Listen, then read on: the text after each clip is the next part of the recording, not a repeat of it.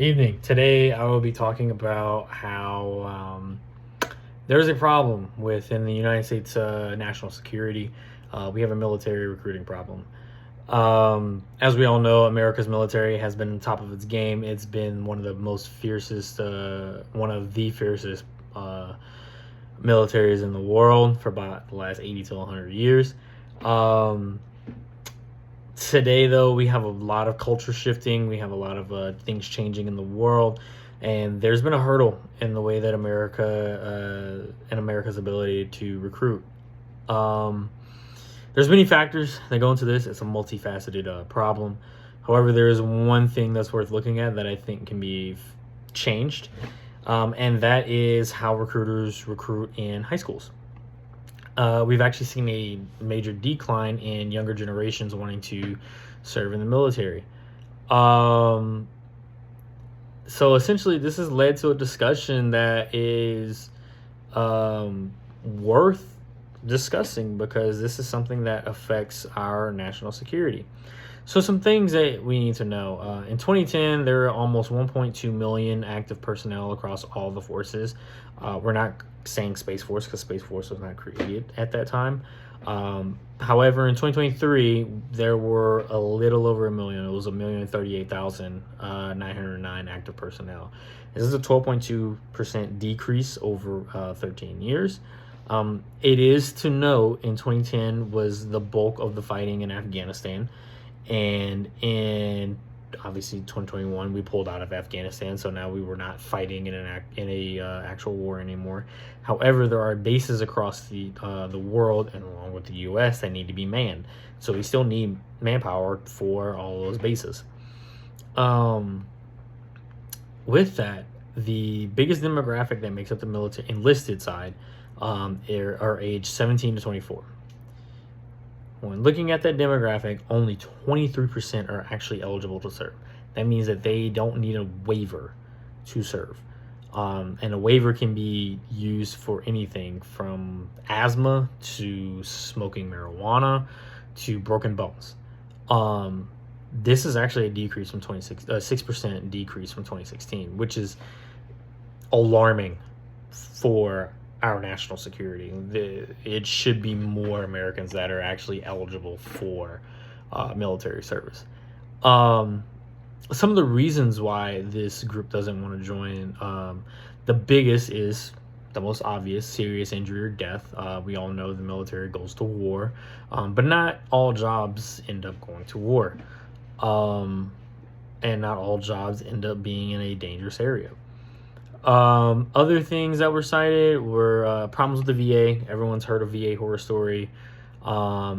Relatives that served saying that it isn't worth it. That's essentially veterans pushing back on people joining. A lot of Iraq and Afghanistan veterans are pushing back on relatives and anyone that would listen to them to not join the military because of the pay, how they're treated, the VA, and things to that nature. Another thing, the pay. The pay is not that great, especially for enlisted. You could essentially make more money going to McDonald's and flipping burgers. That is a fact. However, despite these challenges, the DoD did see a small increase in recruiting numbers from fiscal year 23 to 2024, which is a 12.5% increase over that year. This is somewhat good news. Army, Navy, Marine Corps all made their recruiting goals. Air Force is a little bit weirder. They don't have to recruit as hard because their retention numbers are really, really high. And that's due to essentially how they treat their airmen. They have a pretty good life in the Air Force.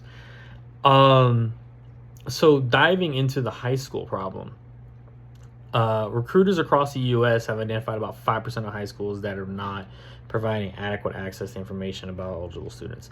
Now, to expound on this a little bit.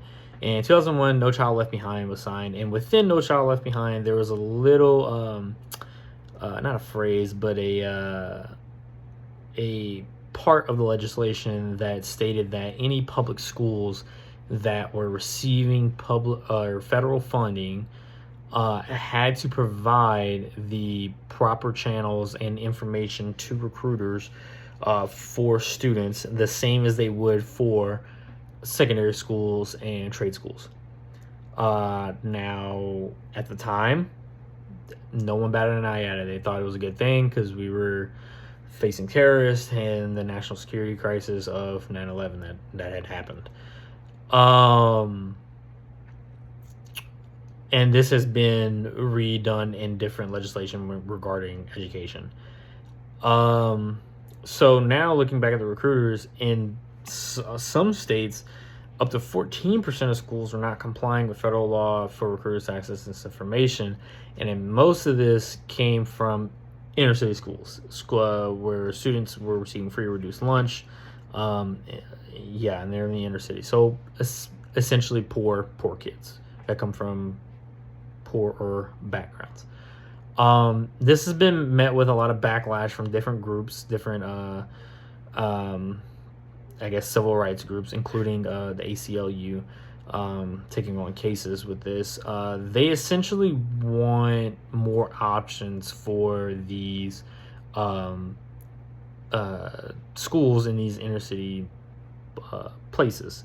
They want to promote more college, trade school jobs, private sector jobs, instead of military industrial complex, because they think that military recruiters prey on these unsuspecting minors and students, because they will come in and say, hey, what's better, you staying here or you join the military, and we offer you financial stability and a way out of here. So essentially these groups want to show that there are more routes than just a military route. So if the military wants to fight back, I do have some solutions that they can implement. The biggest one is pay. I think when I ran the numbers when I was enlisted for a private, I was making around 20 cents an hour, something to that effect. Essentially, the pay is not great for enlisted. They should make it competitive to the job market. If a high schooler can go to McDonald's and make 20 an hour flipping burgers, why is the pay not reflective in the military if you can get trained to use weapons of war and then actually go and do war? Or you get trained to work on computer systems or aircraft or all these very highly skilled jobs, and you're getting paid less than somebody that works in McDonald's. Raise the pay, you'll entice more people, especially more qualified people. The other thing too is that recruiters are kind of like car salesmen. They try to sell you on this big grand scheme of the military, and they're not very upfront about what military life is like. That's where a lot of veterans come in. They come in and say, hey, do you really want to know what being in the military was like? This is what I did on a daily basis as whatever MOS, and this is what it was like. So I think that if recruiters were a little bit more upfront about just general military life, you could start to build trust with the public a little bit more. And also, too, you'll still have people that would be interested. Another thing about recruiters is that there has been cases of misconduct. So with misconduct, there should actually be a nonpartisan ethics board that guides and reviews procedures for how recruiters can interact with minors and students. Anytime a recruiter has misconduct with a student, there needs to be a streamlined process for the school to report that misconduct along with the potential applicant, and there needs to be actual consequences for that recruiter. There are way too many times where the recruiter would, especially male recruiters and female applicants, bad things would happen and the recruiter would just get stationed somewhere else like nothing happened. That is not a proper punishment. There needs to be actual consequences to that recruiter if things like that happen, because again, it comes back to building public trust and actually having people come in and want to be a part of the institution. And lastly, there needs to be transparency on handling and accessing student personal information.